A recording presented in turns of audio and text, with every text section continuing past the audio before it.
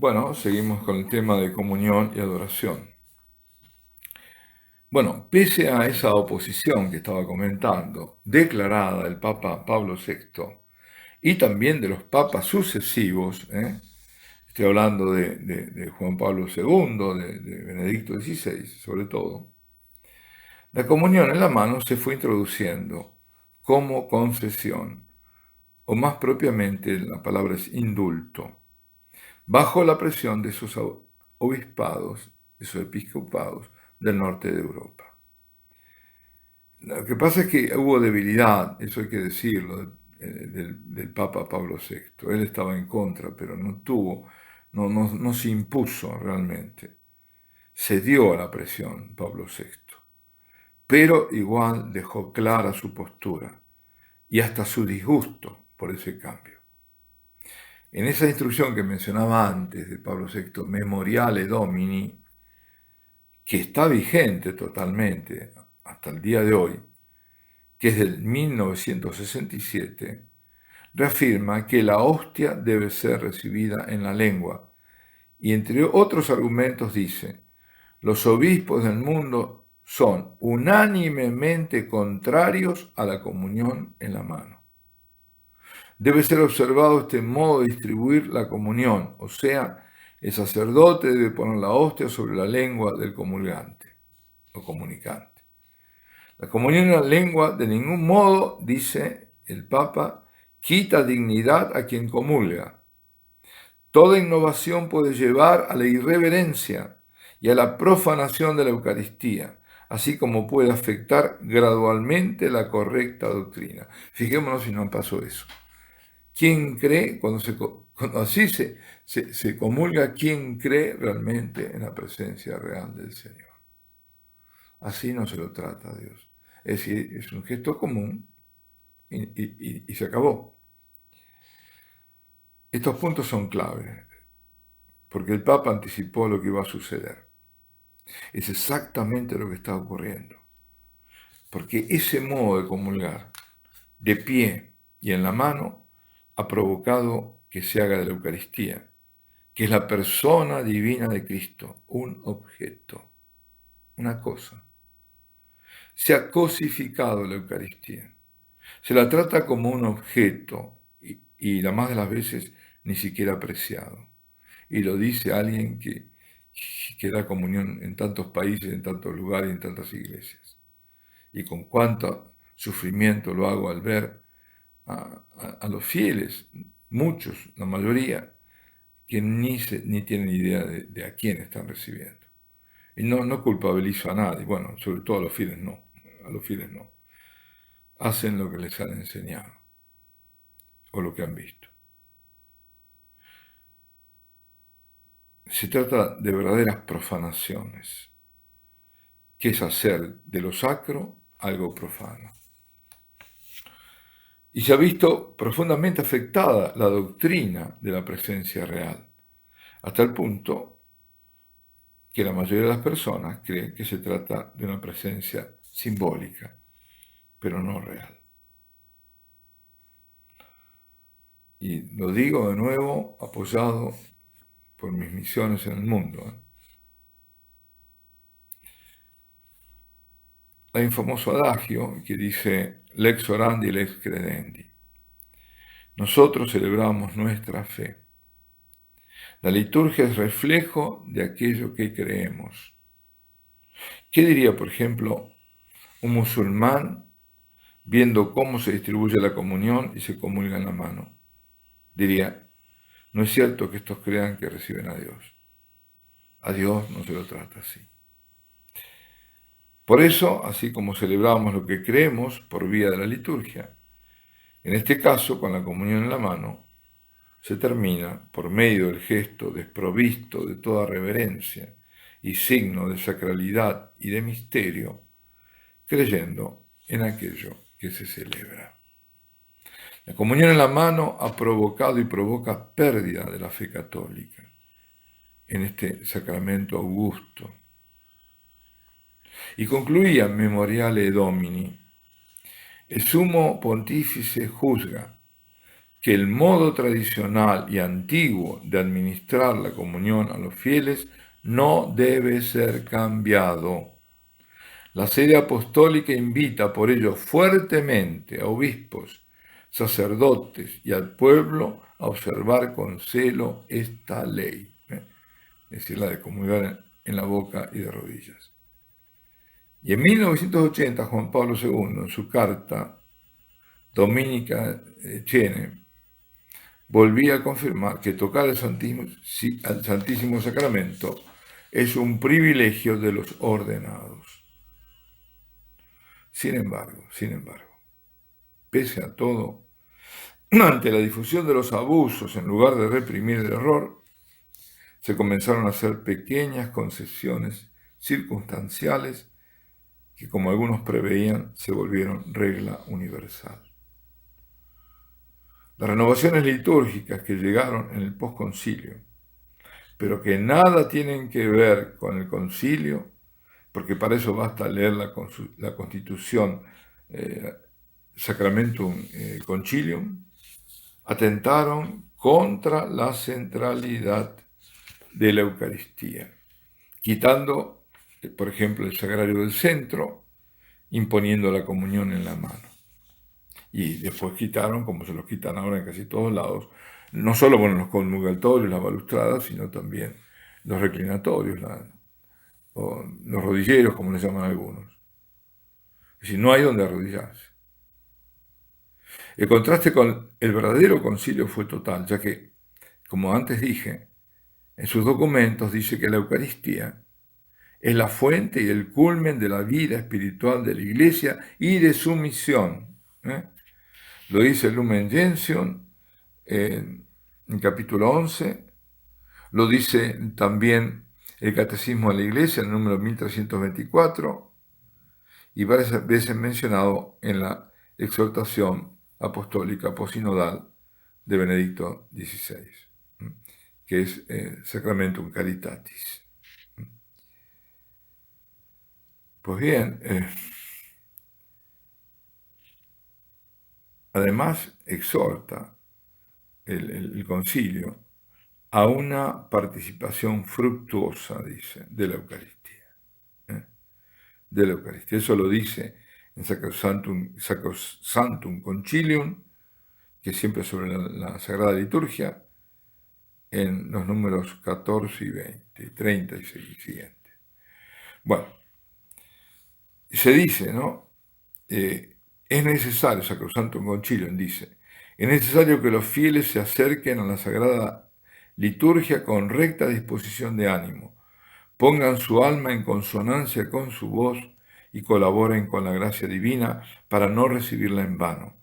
Por esta razón, los pastores de almas deben vigilar para que en la acción litúrgica no solo se observen las leyes relativas a la celebración válida y lícita, sino también para que los fieles participen en ella consciente, activa y fructuosamente. Ahora, mal se puede ser consciente de la presencia real de Dios cuando se lo toma de la mano y se lo trata como una cosa sin gesto de adoración alguna.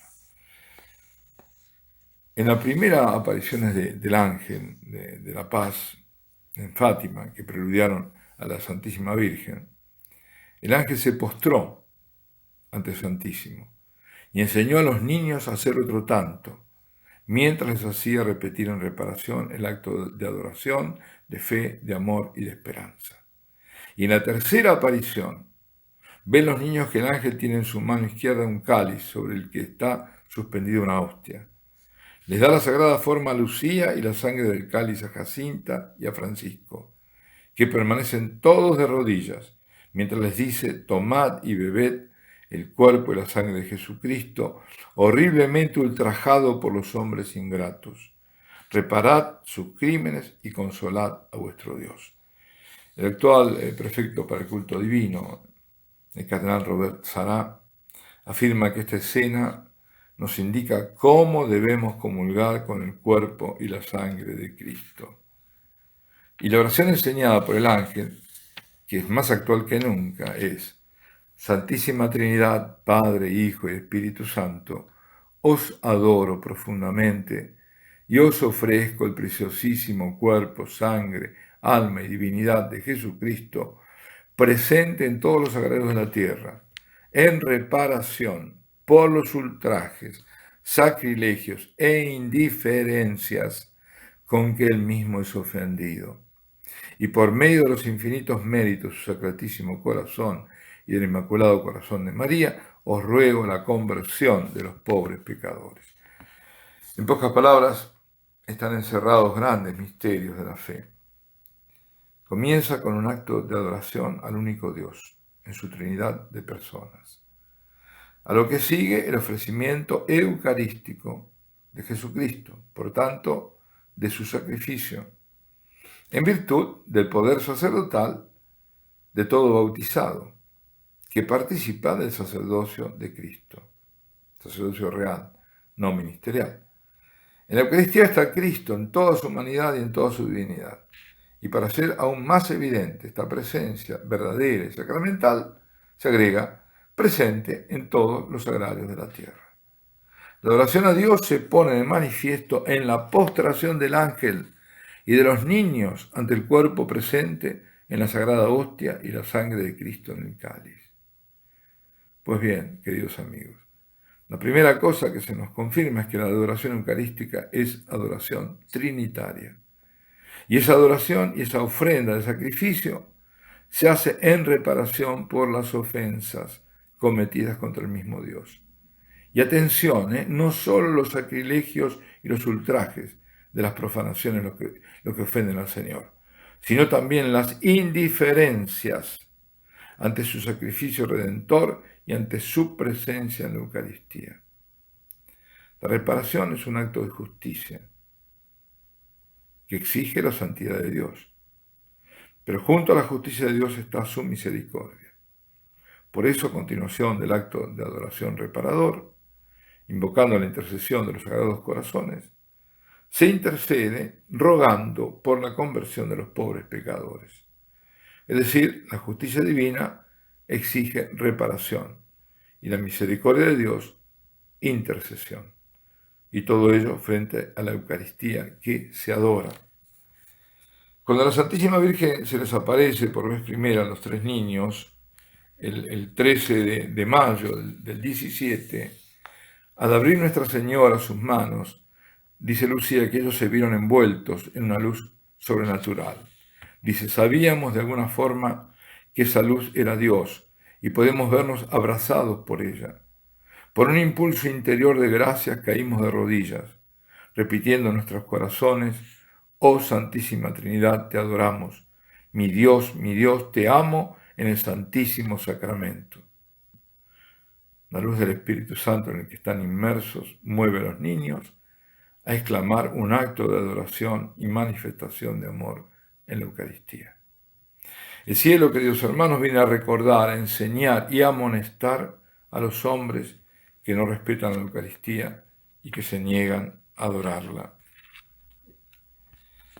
Y para terminar, uno de los últimos documentos de Juan Pablo II fue Eclesia de Eucaristía. Quizá lo recordéis.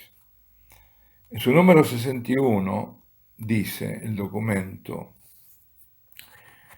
el misterio eucarístico no consiente reducciones ni instrumentalizaciones. A ello invita a la tradición incesante que desde los primeros siglos ha sido testigo de una comunidad cristiana celosa en custodiar ese tesoro. No hay peligro de exagerar en la consideración de este misterio, porque en este sacramento se resume todo el misterio de nuestra salvación. Para mí, queridos hermanos, como para muchos otros sacerdotes, es motivo de gran sufrimiento constatar el maltrato que se da a la Eucaristía, su banalización, su desacralización. Ante la indiferencia y hasta la negación de adoración al Señor, San Francisco, que tanto se lo invoca, también hoy hace escuchar su triste clamor. El amor no es amado. Toda la misión caritativa, evangelizadora de la Iglesia, que nace del encuentro y de la relación íntima con Dios en la Eucaristía, exige el máximo cuidado y reverencia en las celebraciones, donde junto a la dimensión del sacrificio de la misa se enfatice también la de la presencia divina del Señor y la sacralidad del banquete, y también la promoción de momentos de adoración y de diálogo personal ante el Santísimo Sacramento. Es posible afirmar que donde no hay reverencia por la Eucaristía, donde no hay adoración, no hay tampoco auténtica evangelización. Se puede muy fácilmente comprobar que cuando por la adoración, y en especial la adoración perpetua, ponemos a Cristo en el centro de la vida de la Iglesia y la vida personal, el Señor atrae a todos y sobre todo a las personas más alejadas. Se podría decir que la periferia, por esa misteriosa fuerza centrípeta, es atraída hacia el centro, donde el Señor ahí se le tributa el culto de adoración incesante.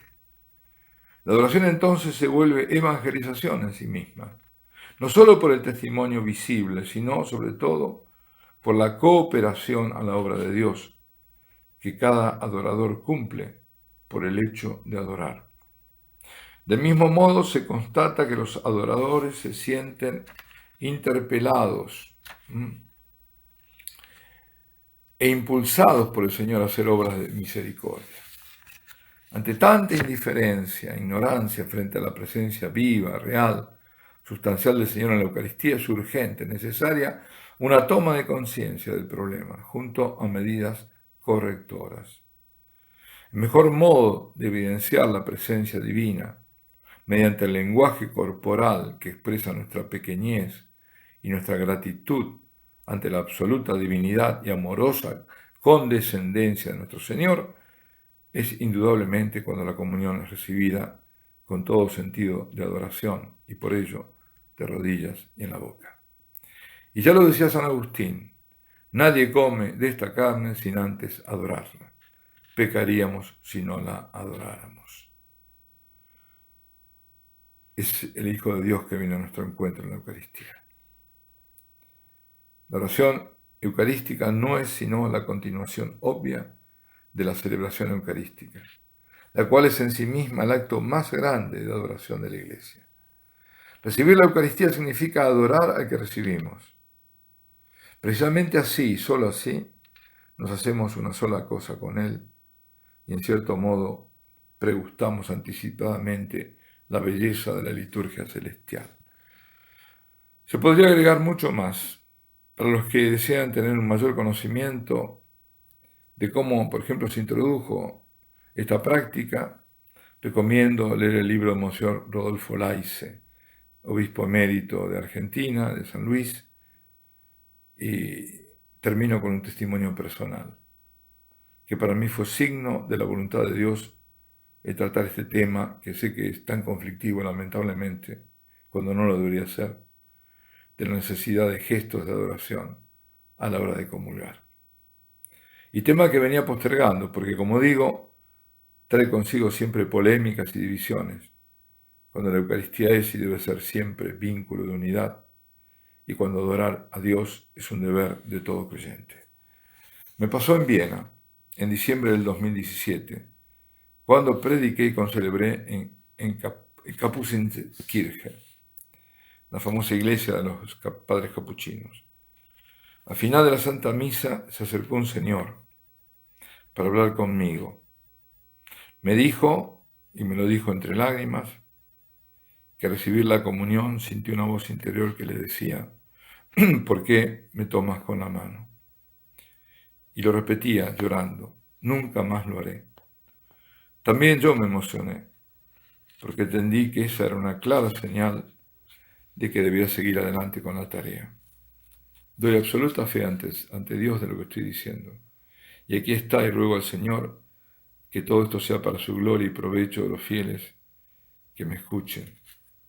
Alabado sea Jesucristo en el Santísimo Sacramento del altar.